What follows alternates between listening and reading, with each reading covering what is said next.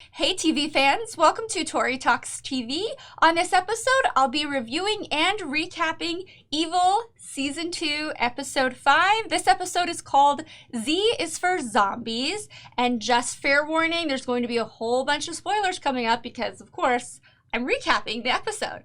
Okay, first of all, did anybody else have an annoying narrator at the beginning of this episode? It was so distracting and was pulling me out of the episode so much that I actually had to stop watching it on TV and watch it on my phone, which the narrator was gone.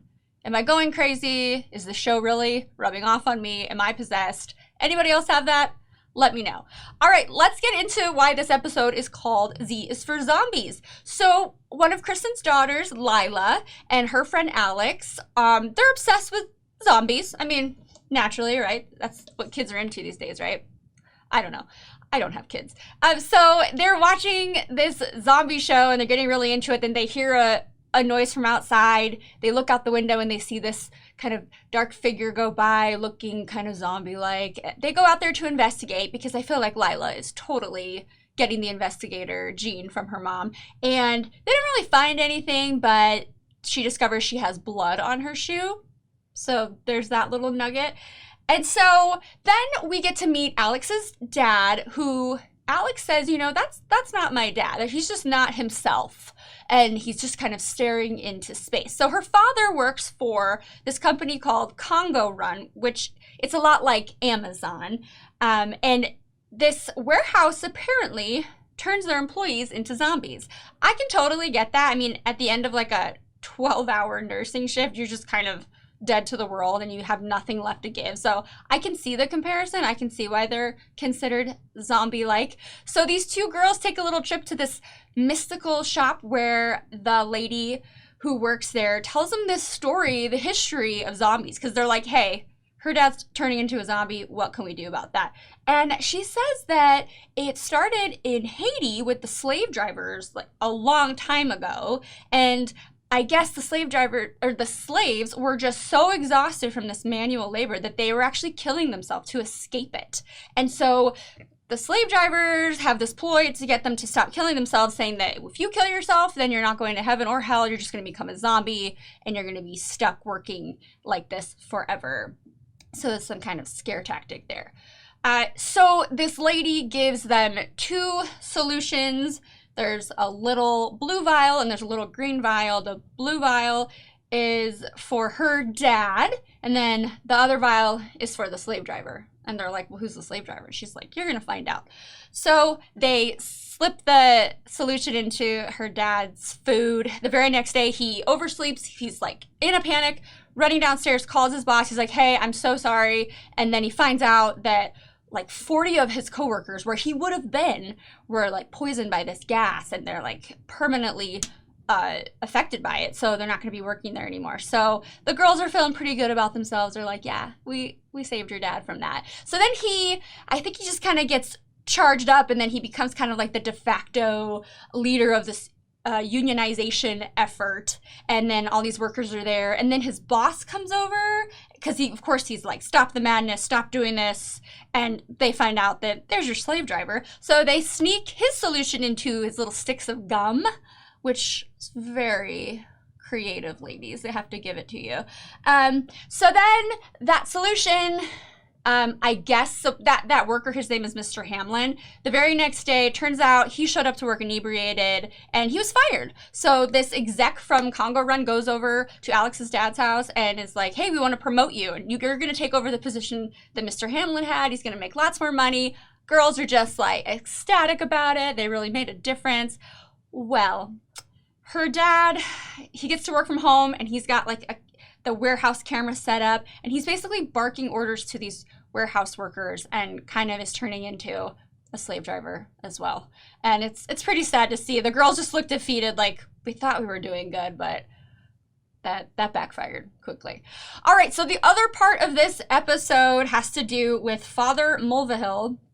I'm sure I'm not saying his name correctly, but all right, so he's teaching a seminary class where David is. He's attending as well, and he sees these blood slash marks on the back of his clothes, and he kind of course, confronts him. He's like, what's going on? Like, what's up with that? And then, of course, Father's trying to make some excuse about falling, but then he finally confesses that he says the blood develops and then it heals again, and that he's been very angry lately. And so he agrees to be assessed by Kristen. This is where we find out that he has a history of some addiction to gambling. So then, excuse me for a minute. I'm telling you now, my computer's possessed. So yeah, so he was addicted to gambling. Well, then we find out that he is actually now gambling online, and the addiction is possibly back. So then we have my favorite trio in play to investigate this. And of course, David is going the route of, oh, this is a possession. And then Kristen's like, oh, it's mania. And then Ben, who delivers my favorite line of the night, he says, a lot of things are more simple than devils and diseases. So simply put, by sweet Ben the Magnificent. You know, Kristen and David kind of exchange looks, and they look at Ben. They're like, hey, we really think you should probably take some time off. I mean, you were just like trapped in a basement with some corpses, almost died. And Ben's like, I'm good, everything's fine. But we all know he's not fine, and he definitely needs to take some time off. But then I would miss him, so I'm kind of torn about that. All right, so Ben has the task of looking at Father's computer. He basically determines that there are these ads, because you know when you're on a website and you see ads, there's these ads that are basically targeting Father, and that he's getting ads for online gambling. And then he explains how there are certain algorithms that they know what you would like. Like, this is a real thing. My brother works in cybersecurity. That's actually a thing. And it just makes me more paranoid than ever. So later on, Kristen is alone in her room, and she's looking on her laptop, and she's just investigating people that are addicted to gambling. And then she sees little ads of her own, and it's all like basically, hey, you want to meet new people? There's even an ad. I don't know why I thought it was so funny, but it basically said, is your husband boring you? You know, I was thinking about her husband, Andy. I mean, he seems like he's okay. He's pretty adventurous, right? He goes on hikes and seems like a really good dad. But yeah, I can't speak to if he's boring or not. What do you guys think about him?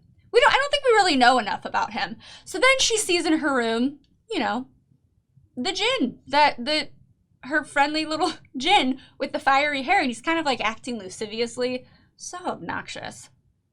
All right, also that night, Ben is alerted by his spyware that he has on Leland's computer, and Leland is messaging with Father. They're totally in cahoots, Father Mulvehill. They even say something in the conversation about, we got to make it look real. So there's that. And it turns out that this Father Mulvehill, he's got some really bad gambling debts, like $40,000. So that would explain the bleeding on his back. They're totally targeting him. So there is the exorcism to take care of, and we have our trio. We obviously have Dum Dum Leland and Father Mulvehill, and then we have special guest and my hero of this episode, Sister Andrea. So the exorcism is going on, and you know, Leland, Dum Dum Leland, he's playing it up. He's totally acting. He says he's melting. I mean, it's so obnoxious. And then we have Father Mulvehill, who's basically becoming unstable, has to take a step back. So in comes Sister Andrea, and she's got the cross, and Leland's like, whatever, lady, I don't care. And then she hands David some holy water, and she's like, go ahead, throw it at him. And sure enough, the holy water is burning Leland. You can see the little smoke rising up, and Leland looks so scared, and I can't tell you how satisfying that was to see Leland like that. And he basically runs off. Well, we find out later, which I had a hunch. I've watched Evil now. This is my second season. It wasn't holy water. Sister put some cleaning ammonia in there. So that'll just be our little secret. But I was really glad that this episode was less scary than the last one. I really needed a breather. But like always, I definitely want to go back up. Maybe we can creep back to the scariness, because that's half the fun. Oh my goodness. What did you guys think of this episode? Did I miss anything? I have been so pleasantly surprised with my viewers on this show. You guys have been so nice to me, and I think it's because you appreciate how good this show is. And don't even get me started about how the show was snubbed from the Emmys. It's fine. I'll get over it. Anyway, thank you so much for watching and for commenting. Please keep them coming. I really appreciate it. And please correct me if I say something wrong. I totally don't claim to be perfect. But yes, I cannot wait to talk to you. And while you're there, please like and subscribe if you could. Thank you so much. See you next time. Bye-bye.